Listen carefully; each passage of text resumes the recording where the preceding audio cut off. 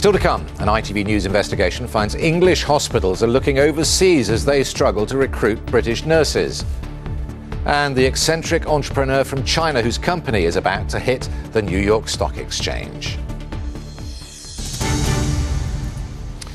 But first, police in Thailand have been forced to rule out all of the suspects they've questioned in connection with the murders of 2 British tourists. All 11 have been discounted after DNA tests, including 2 British brothers who were friends of victim David Miller. His family and the family of Hannah Witheridge have now arrived in Bangkok. Neil Connery has the latest.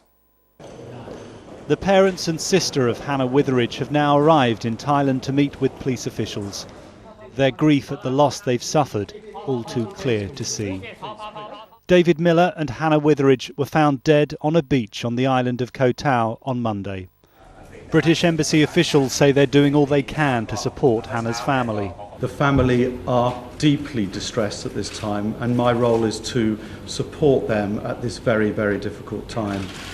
And obtaining information directly and very helpfully from the police has been good for them, and they are very distressed by what they're seeing in the media. Thai police say they're struggling to find the killers of the 2 British tourists after it emerged crime scene DNA didn't match that of their possible suspects. Christopher Webb, seen here, and his brother James, both from Jersey, were questioned, but police say there's no evidence against them. Officers had said there was strong evidence against 6 Burmese suspects, but now say there are no DNA matches. We're trying to look for witnesses, the police chief admits, but the scene where the incident took place is far away and dark. We've not had any witnesses, but have secondary evidence that helps our investigation. Thai police have made a number of new arrests of Burmese workers as their investigation continues, but 4 days on from the double murder, and it appears they're still no nearer solving this shocking crime. Neil Connery, ITV News. A woman has died while waiting in an ambulance that was queuing outside a hospital in South Wales. It's alleged the woman had been waiting outside Morriston Hospital in Swansea for up to 40 minutes. Alexandra Lodge is there. Alexandra, what more can you tell us? Well, we now know the name of the patient who waited outside Morriston Hospital yesterday. Her name is Sonia Powell and she's 73 years old. It's understood she had a heart attack yesterday morning and was transferred from one hospital to this hospital here in Swansea. The ambulance she arrived in joined a queue of 15 others and she was forced to wait 40 minutes, if not an hour, when she was pronounced dead inside that ambulance. Obviously, her family are very devastated and are calling for an immediate apology from the Health Board and an investigation into why she was moved at all. The Health Board and the ambulance service have issued a joint statement saying that they're looking into exactly what happened and are working to keep delays to a minimum.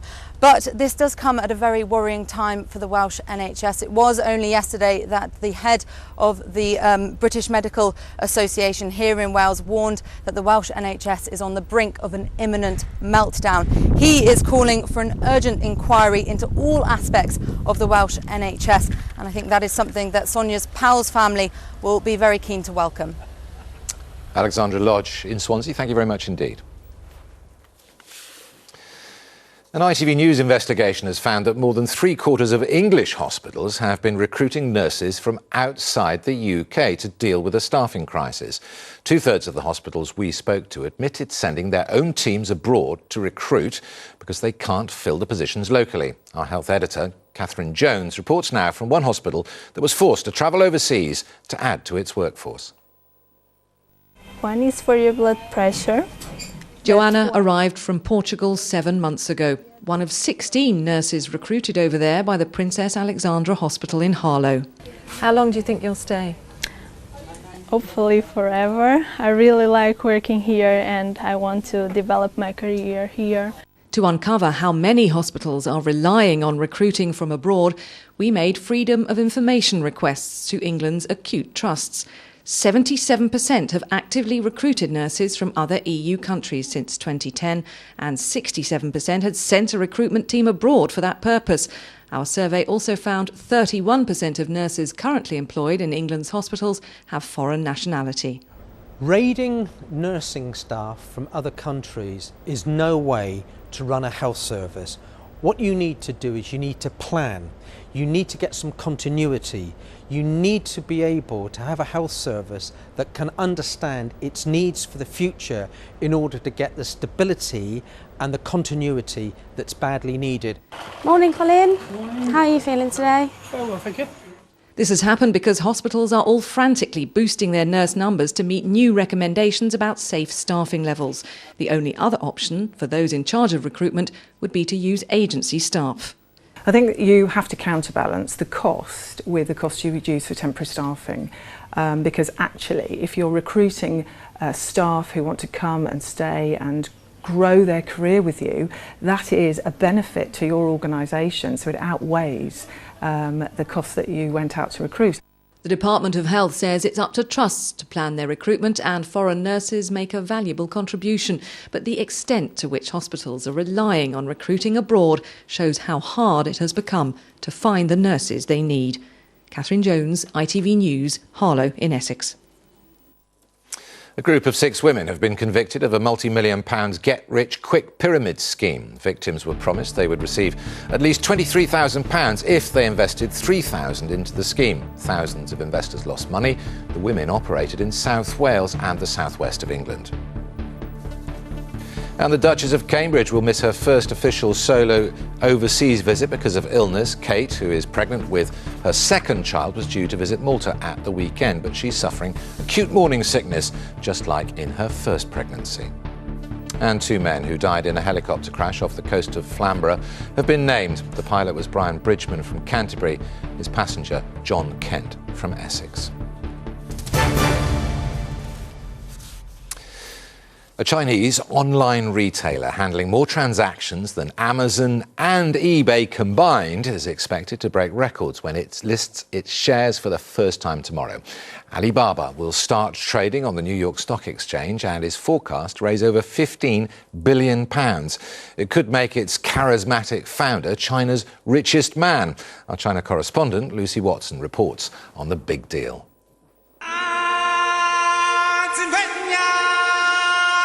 Don't let this bizarre performance fool you, because this small man has achieved immense success.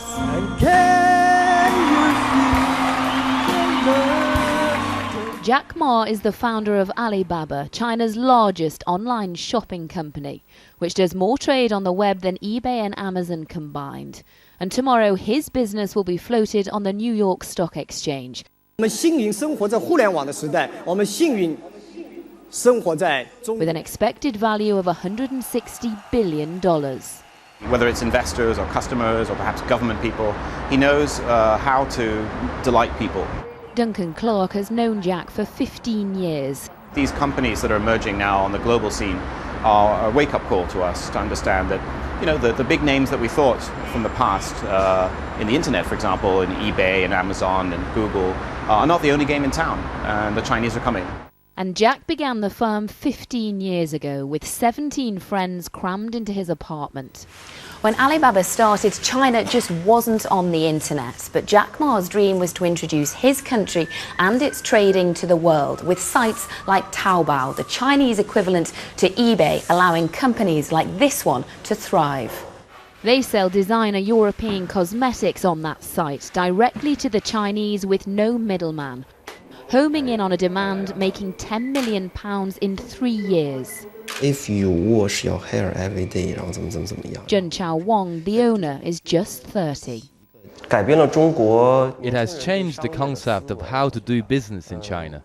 Instead of opening a physical shop, anyone can set up an online store first. Ordinary Chinese people love Jack Ma. He created a shopping revolution. And this revolution, after tomorrow's sale, moves to America and Europe. One man spreading his vision. Lucy Watson, ITV News, Beijing. A reminder of our main stories this lunchtime. The voting is underway in Scotland's independence referendum. The main figures from both sides of the debate have cast their votes this morning. The polls close at 10 o'clock tonight. That's when the counting will begin. We'll know around breakfast time whether or not Scotland has voted for independence. And police say a Latvian man they are looking for in connection with missing the schoolgirl Alice Gross in London is a convicted murderer in his home country. And that's it. Alistair Stewart and Charlene White will be here with the ITV News at 6:30. The news where you are follows the national weather. But from everyone here on the Lunchtime team, goodbye and have a great afternoon.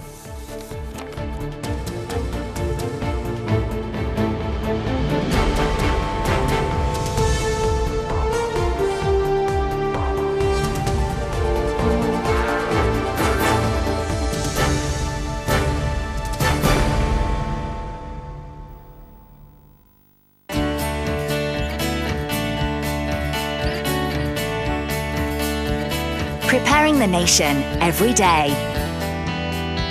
ITV National Weather, sponsored by Vitabiotics Vitamins. Hello to you again. A very good afternoon. Well, after another grey start for many of us this morning, the cloud are reluctant to budge in many locations, as you can see on the earlier satellite picture. It stays disappointingly grey across these eastern counties in the next few hours. The thicker cloud giving the odd spot of drizzle. A little more cheerful for the rest of us.